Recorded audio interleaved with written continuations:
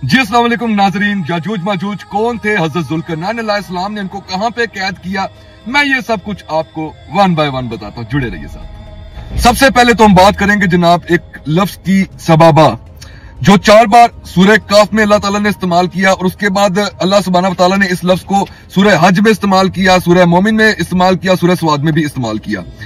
सबाबा का मतलब है कि ऊपर जाने के रास्ते, मतलब कि प्लैनेट अर्थ से बाहर निकलने के रास्ते, आसमान की खिड़कियां दरवाजे भी कहा जा सकता है। बहरहाल बाहर निकलने के, प्लैनेट अर्थ से बाहर जाने के रास्ते को सबाबा कहा जाता है।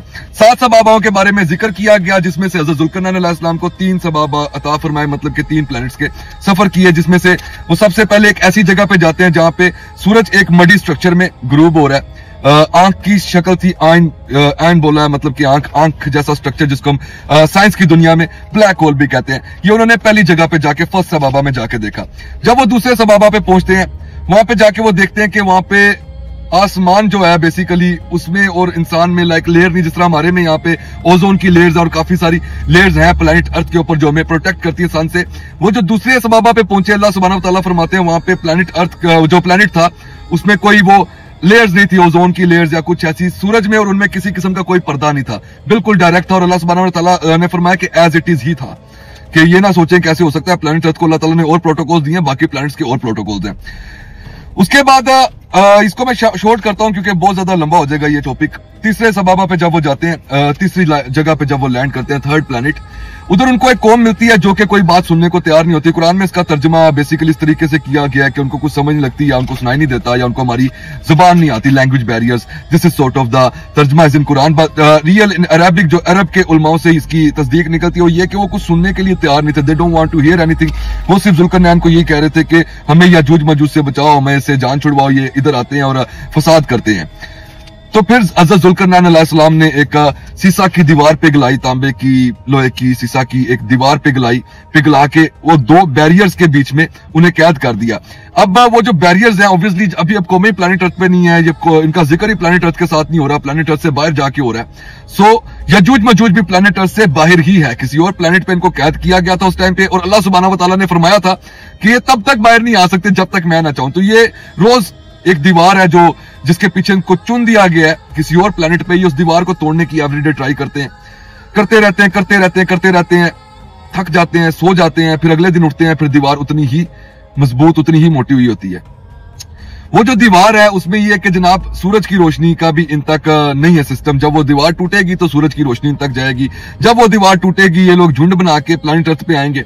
वो 1 या 2 की तादाद नहीं होगी, या हमसे 10-20% ज्यादा नहीं होंगे, उनसे 1000% ये लोग ज्यादा होंगे। याजूज मजूज के बारे में एक और हदीस में फरमाया जाता है कि एक याजूज मजूज जो है वो एटलीस्ट 1000 बच्चा पैदा करता है, मतलब कि इनका इतना बड़ा फैमिली नेटवर्क होता है। उसके बाद इंसान की ही ये पैदाइश है, ये हजरत आदम अलैहिस्सलाम की ही औलाद है, मगर हजरत अम्मा हवा के साथ नहीं है। कहा जाता है कि हजरत आदम अलैहिस्सलाम का जो सीमन है वो किसी प्लैनेट के अर्थ पे गिरा था, मतलब कि फ्लोर पे गिरा था, मिट्टी पे गिरा था, जिसके बाद याजूज मजूज ऑटोमेटिक उस अर्थ से पैदा हुए और वो फिर उसी तरीके से उनका रिप्रोडक्शन सिस्टम भी आगे चल रहा है। तो ये औलाद आदम अलैहिस्सलाम की ही है, मगर ये हमारे जैसे नहीं दिखते। इनका कहा जाता है कि इनके कान इतने लंबे लंबे हैं कि एक कान के ऊपर लेटते हैं और एक कान को अपना रजाई बना के ओढ़ लेते हैं। इनके कान इतने बड़े बड़े हैं। इनका जिस्म जो है वो बहुत छोटी हाइट होगी, लाइक बोने होंगे ये हाइट वाइज, मिजिट्स होंगे, मिजिट से भी मे भी छोटे हों। कई हदीसों में आता है कि 3 से 4 फुट होंगे और कई जगहों पे ये भी मेंशन किया गया कि बहुत ज्यादा छोटे कद के होंगे। खुराक वाइज ये कुछ भी खाएंगे, इनके लिए लाइक कोई भी चीज not a big game, not a big deal. इनका जो एक सिस्टम अल्लाह ताला ने बनाया, इनके डाइजेस्टिव सिस्टम एंड ऑल दा, वो इतना हाई क्वालिटी है कि ये कुछ भी खा सकते हैं। इनके लिए कोई भी चीज वो जो इंसानों पे या जानवरों पे कुछ लॉज, कुछ रेगुलेशंस लागू होती हैं, वो याजूज मजूज पे नहीं होंगी। ये कुछ भी खा जाएंगे, समुद्रों के पानी, दरियाओं के पानी आपके पी जाएंगे। उसके बाद इंसानों को भी खा जाएंगे, जानवरों को भी खा जाएंगे, दरख्तों को भी खा जाएंगे। ये कुछ भी नहीं बख्शेंगे, जो भी चीज नजर आएगी ये खाएंगे। ये इस तरह की कौम होगी। और ऊपर से बोला गया ये बहुत वसी तादाद में ऊंचाई से नीचे उतरेंगे। ऊंचाई से उतरेंगे मतलब कि ऑब्वियसली किसी प्लैनेट से आना है तो फिर उधर से नीचे उतरेंगे। जो इनकी पहली साफ होगी ना वही दरियाओं के पानी पी जाएंगी, खा पी तबाही मचा देंगे। जब इनकी दूसरी साफ और बाकी दीगर सफे उतरेंगी वो इनको ये कहेंगी कि जालमो हमारे लिए कुछ भी नहीं छोड़ा, अब हमें भी भूख लगी, हमें भी प्यास लगी। फिर ये इंसानों को अटैक करेंगे, इंसानों को खाने लग जाएंगे, इंसानों के खून पिएंगे। मतलब कि जो भी चीज इनके हाथ आएगी ये तबाही निकाल देंगे। ये इतने ज्यादा होंगे तादाद में कि अल्लाह सुब्हानहू व तआला के जो नबी हैं हजरत ईसा अलैहिस्सलाम, वो भी इनका एज सच लड़ाई के तौर पर मुकाबला नहीं कर पाएंगे, वो भी हम एक पहाड़ पे ले जाएंगे, वहां जाके अल्लाह सुब्हानहू व तआला से दुआ की जाएगी, अल्लाह ताला एक डिजीज इनमें तारी कर देगा, क्योंकि ये उस पहाड़ पे चढ़ नहीं पाएंगे। इनमें एक डिजीज तारी की जाएगी जिसकी वजह से 1 बाय 1 ये खुद ही मरने लग जाएंगे।